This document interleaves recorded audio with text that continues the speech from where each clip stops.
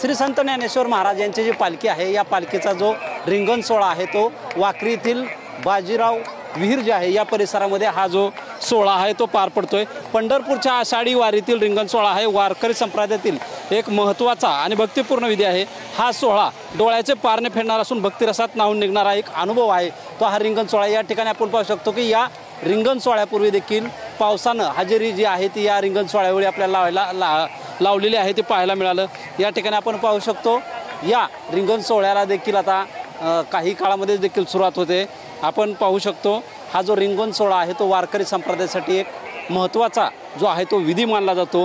टाळ मृदुंगाचा गजर विठ्ठल नामाचा गजर घेऊन टाळ मृदुंगाचा भार रिंगणात जमले वैष्णवजन भक्ती रमले अवघे मन दिंडी चालले पंढरीच्या वाटी पंढरी वाटे चालले दिंडी चालली वारीची परंपरा पाहुले बोलली रिंगणात अश्वदावे वेगे भक्तांचे चित्त विठ्ठल संगे।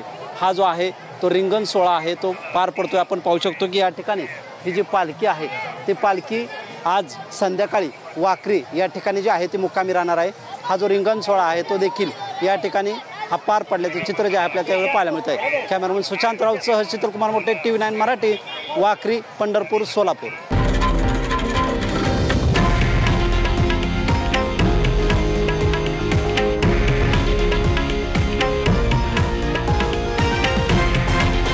हे आहे देशातील नंबर 1 न्यूज नेटवर्क आणि आपण पाहत आहात TV9 मराठी, एकमेव।